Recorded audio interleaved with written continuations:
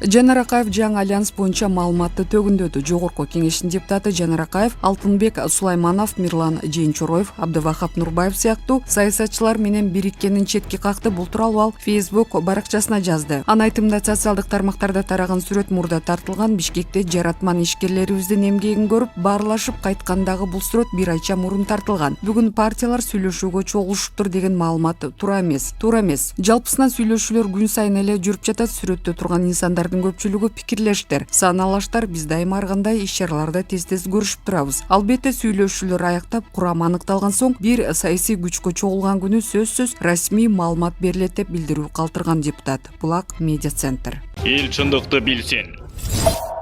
Сонбүбү Кадырова эки дос саясий куулук жагынан Текебаевка жетпеши мүмкүн, бирок элине деген ниети түз, тилеги ак. Сонбүбү эже Атамекен партиясынын лидери Өмүрбек Текебаев партия өкүлдөрү менен жолугушуу учурунда эки дос өлкөнү талаш башкарып жатат деген пикир айтыптыр. Ага элчилик кызматты бербей койгон үчүн бийликке таарынып чабуулга өттүбү же башка сыры бар деп ойлойсузбу? Текебаев кыргыз саясатындагы бирден бир күчтүү фигура. Ошону интуитивдүү түрдө сезген ар бир президент жанына жолотпой келди. Күчтүү конкуренттин жанында турушун адам пенде жактырбайт экен да. Ошентип жүрүп Текебаевдин акылы тескери иштей баштады. Болгон мыйзам эрежелердин баарын сол жакка буруп, акча алыш эле, акча жасаш элеби деп, акчасы барлар менен ымалашып, кыргыздын колу бутун батышка байлап бере турган жолго түштү. 2010-жылдагы баш мыйзам кыргызга түздөн түз кыянаттык менен жазылган, саясаттагы кызыл кулактыкты алып келген. Элди акча алганга, лидерлерди орун сатканга түрткөн. Мына эми ботко болуп жата бергиле деп жылмайып карап турган. Сабатсыз партиянын лидерлери орун саткандан башканы ойлобой, парламент акыры колго алгыс болуп кадыры кетти. Мына ушуга Текебаев өзү күнөөлүү. Эми бирдеме деп сүйлөгөнгө моралдык укугу жок. Экиге бөлүп башкарабы, жарышып башкарабы, кандай болгон күндө да Текебаев бузган жердин баарын чекесинен оңдоп, эң алгач эле баш мыйзамды өзгөрткөнү чоң эрдик болду. Бул эки дос саясий куулук жагынан Текебаевка жетпеши мүмкүн, бирок элине деген ниети түз, тилеги ак. Эми туурадан чыгып тоскоол болбой өз акатын кылсын. Ушул эки доско эл ишендиби, аягына чейин ишенет. Экөө элге иштеп беребиз деп милдетти мойнундарына алган иштейт. Жакшылап ойлонуп көргөндө деле эмне себептен баары эле Текебаев ойлогондой боло бериши керек. Саясатта Текебаевдин ыкмасы башка, Ташиев менен Жапаровдун ыкмасы такыр ойго келбегендей жаңы ыкма. Мен бөркүмдөй ишенем, Кудай оң салат. Анткени эки достун эл деген тилеги ак. Ал эми элдин касиети күчтүү, өзүнөн өзү оң келип, өзүнөн өзү туураланып жүрүп отурат. Ушунча доордон доорго жашап келе жаткан алакандай жердеги бир уч кыргыз улуу кудуреттин гана колдоосу менен келе жатканын сезем. Эбепке себеп болуп ушул эки дос келип калды, жөн келген жок. Кыргызымдын колдогон Кудайдын каалоосу менен келишти. Кыргызды коркуп колдоп келе жаткан улуу сыр улам күчүнө кирип келе жатат. Ким кара санаса ал оңбойт. Ошондуктан ойду, ниетти тазаласак, баары жакшы болот. Булак саясаткейчи. Эл чындыкты билсин.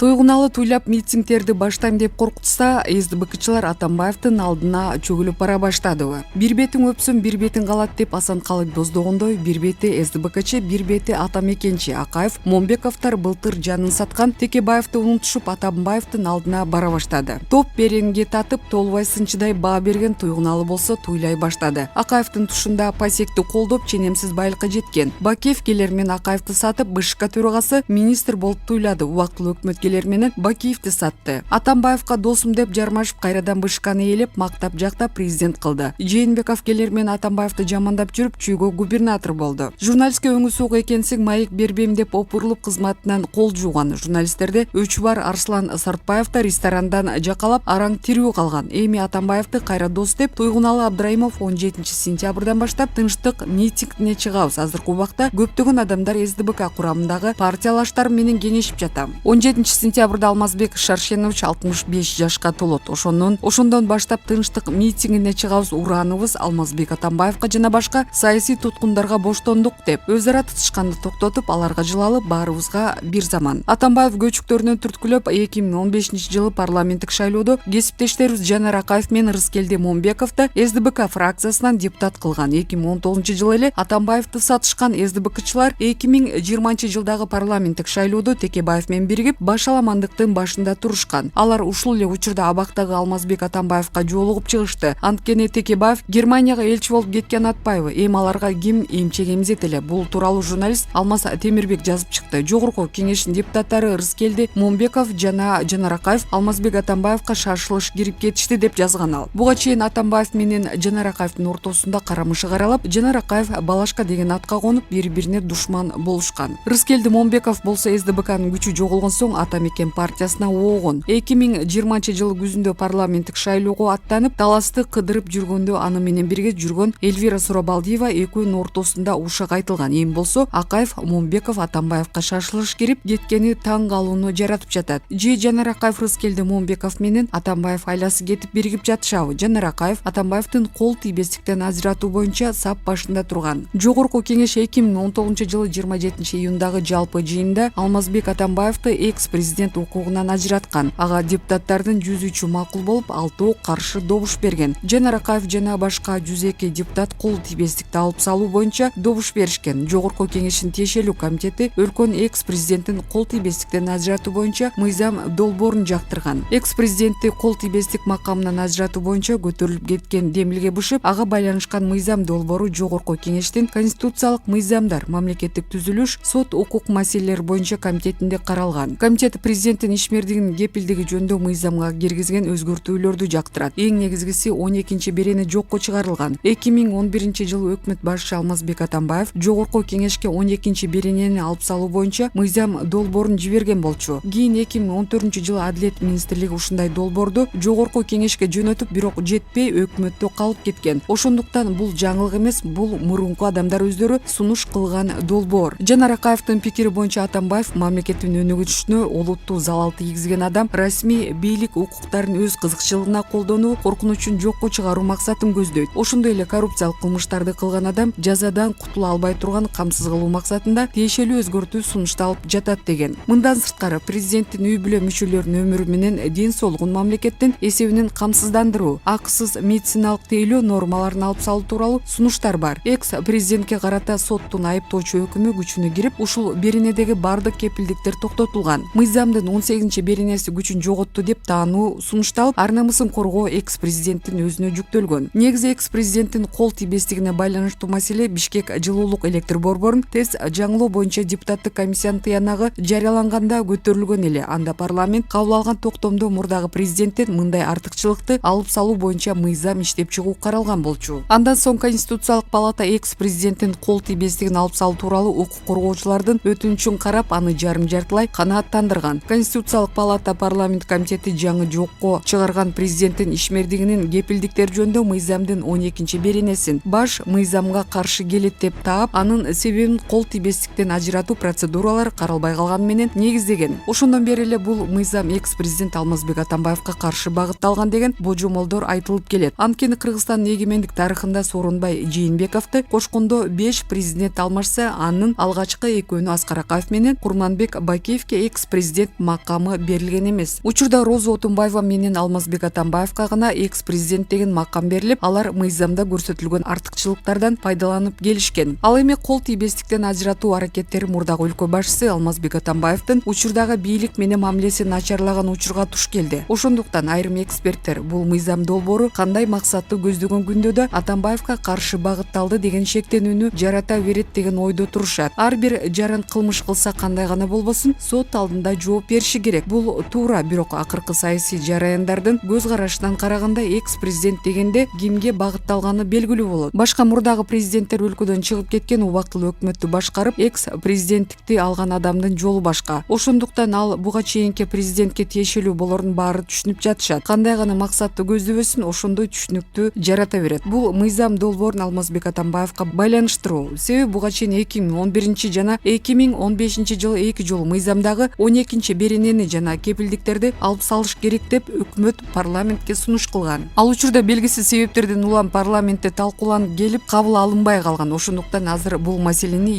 ашкере саясатташтыруу туура болбой калат. Адамдын тагдырын оорлоштуруп, кылмыш боюнча чараны күчөткөн нормалардын артка күчү жок болушу керек. Бул мыйзамда андай белгилер жок. Ошондуктан кабыл алынган күндөн тартып гана күчкө ээ болот. Мурдагы иштерге таасири болбойт деген туура эмес. 2019-жылы 17-июнда Алмазбек Атамбаев Атамбаевди кол тийбестиктен ажыратуу боюнча депутаттык комиссиянын отуруму өттү. Комиссиянын 12 мүчөсүнөн 10 келип, 2 келген жок. Жыйындын жүрүшүндө Атамбаев учурунда камалган саясатчылар экс-президентке бир топ айып тагышты. Экс-президент Алмазбек Атамбаевдин кол тийбестигин алуу маселесин Жогорку Кеңеш 27-июнда жалпы жыйында караган. Белгилүү болгондой, эки профилдик комитет башкы прокуратуранын корутундусун колдошкон. 25-июнда экс-президентти кол тийбестик макамдан ажыратуу боюнча депутаттык комиссиянын корутундусуна карата башкы прокуратура берген бүтүм чыгып, аны ал кездеги башкы прокурор Өткөрбек Жамшитов тааныштырган. Жамшитовдун айтымында депутаттык комиссия койгон айыптардын арасынан экс-президенттин өз кызыкчылыгы үчүн бардык бийлик бутактарынан уюшкан кылмыштуу топ түзүп, ага каршы сүйлөгөндөрдү куугунтуктады деген кини катышы жок деп табылды. Калган 5 айып боюнча кылмыштын белгилери бар деген бүтүм чыгарылды. Алар Кой Таштагы тамынын жери мыйзамсыз Крим Төбөл Азиз Батукаевди бошотууну уюштурган, акча далдаган Ака Инвест компаниясына тиешеси бар. Бишкектин жылуулук электр борборун модернизациялоодогу коррупцияга аралашкан, жепке көмүр ташыган ишкананын кызыкчылыгын коргогон деген айыптар. Жогорку Кеңеш 20-июнда мурдагы президент Алмазбек Атамбаевди кол тийбестиктен ажыратыш үчүн ага күнөө коюу маселесин караган депутаттын комиссиясынын корутундусун жактырып, аны башкы прокуратурага жиберген. Депутаттык комиссиянын төрагасы Каныбек Иманалиев Атамбаевдин кол тийбестик маселеси башкы прокуратуранын жообунан кийин чечиле турганын билдирген. Ал эми экс-президент Алмазбек Атамбаев Жогорку Кеңештин депутаттарынын айыптоосу боюнча билдирүү таратып парламенттин аракетинин артында азыркы президент турганын жана бийлик өзүн жалган айып менен соттогусу келип жатканын айткан. Жогорку Кеңеш өз ишин аяктаганына байланыштуу төрага Дастанбек Жумабеков баш басма сөз жыйынын өткөрүп жатып, Атамбаев жөнүндө билдирген. Жогорку Кеңеш 2019-жылы 27-июндагы жалпы жыйында Алмазбек Атамбаевди экс-президент укугунан ажыраткан. Ага депутаттардын 103-ü макул болуп, 6 каршы добуш берген. Дастан Жумабеков мурдагы президент Алмазбек Атамбаевдин кол тийбестигин алуу боюнча парламент өз ишин аткарганын, мында мыйзам бузуу болбогонун айткан. Булак Назар Ньюс.